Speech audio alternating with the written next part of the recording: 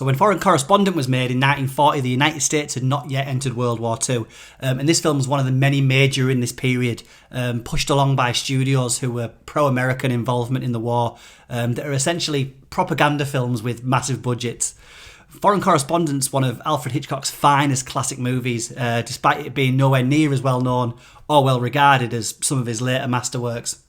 Now, I think one of the main reasons for that is probably because it doesn't feature any of the big star names that we'd come to associate with his work, the Cary Grants, the James Stewarts, the Grace Kellys, etc.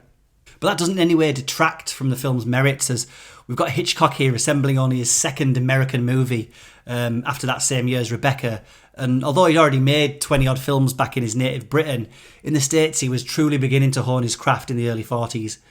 Let's take a look.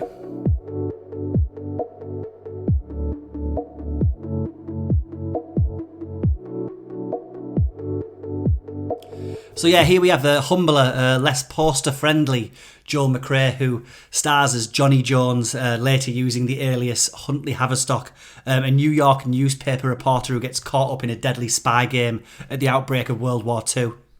And so Mccrae's editor appoints him European Foreign Correspondent and sends him into Europe in 1939 to assess the likelihood of war and get the lowdown on a secret treaty agreed between two European countries, one that's led by the famous old Dutch diplomat Mr. Van Meer, played here by Alfred Basserman. The Dutch treaty with the Belgians must be on your mind quite a lot these days.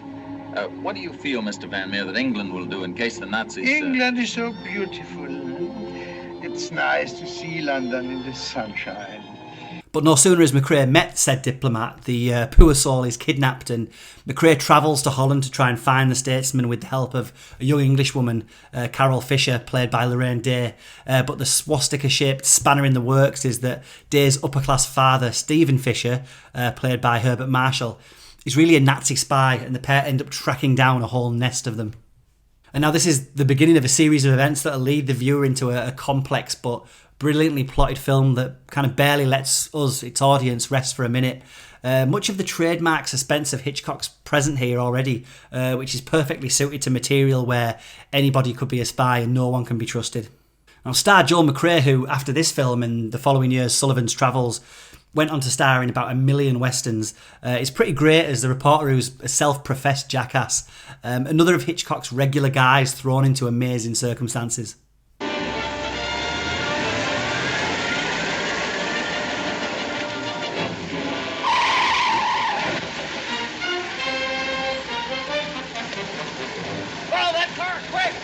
Now, I'm not really that familiar with Laraine Day, outside of this film, of course, but I do know she did a lot of TV work later in her career.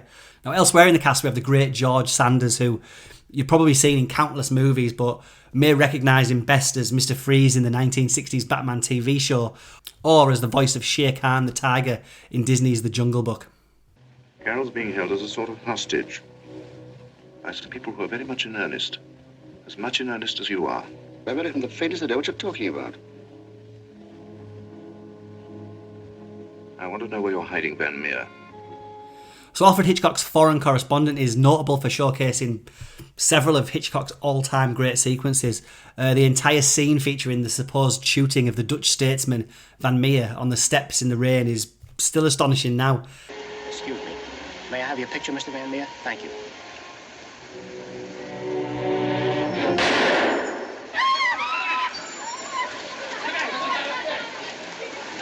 Starting, as it does, with an awesome camera move in towards the characters and a much imitated moment as the assassin makes his escape beneath a sea of umbrellas. There he goes!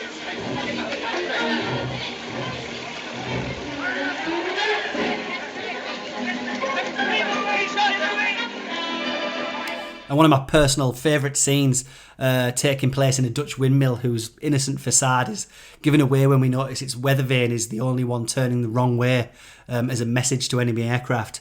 And Mccrae stumbles inside to make a surprising discovery. The production design here is top notch, with the interior of the windmill kind of coming across like Dracula's castle. And anyone in any real doubt as to whether there's enough Hitchcockian suspense sprinkled throughout Foreign Correspondent has only to watch the whole sequence where Edmund Gwen's evil Rowley character continually attempts to off our hero, culminating in that moment at the top of the Roman Catholic Westminster Cathedral. Why, there they are, sir. Down the road. Just going toward the white building.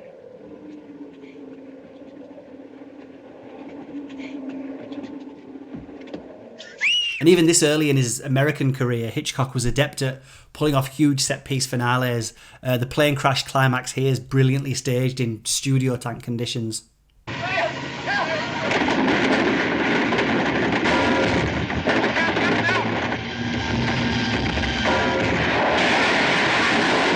Now, also, like many Hitchcock movies, Foreign Correspondent's like a brilliantly witty film, even though it does have an ultimately serious message. And I've always been a fan of Hitchcock's cheekiness as much as his suspense. The moments I mentioned earlier of Edmund Gwenn as he attempts to assassinate Joel McCrea, it's suspenseful as hell, but it's also hilarious as he continually gets interrupted in the process. Did you see that? Someone deliberately pushed me. Well, that was me, sir. If I'd have pulled your leg, you'd have been caught. It was push or nothing. Well, that's smart work, Mr. Rowley.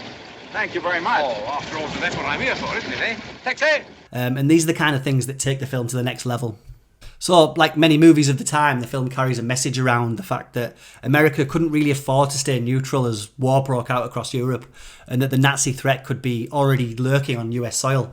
Themes that would also creep into Hitch's work in films like Saboteur and a little bit in Lifeboat also. I mean, Hitchcock arrived in Hollywood in the midst of World War II, and just between 1940 and 1944, he knocked out half a dozen thrillers of the highest quality, like this film.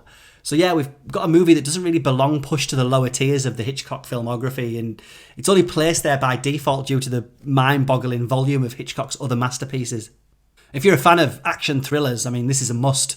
If you're a Hitchcock fan but thought his great work began with something like Rear Window, then I can assure you that this is essential viewing. Go check it out. Now, the most important clause in that treaty was never written down. It was just memorized by the two people who signed the thing. I see. They're going to beat it out of him, eh? Well, they're going to try too hard enough, and I think it'd be a good idea for him to put a stop to them. It contains a piece of information that would be very valuable to the enemy in the war that breaks out tomorrow, weather permitting. What? What?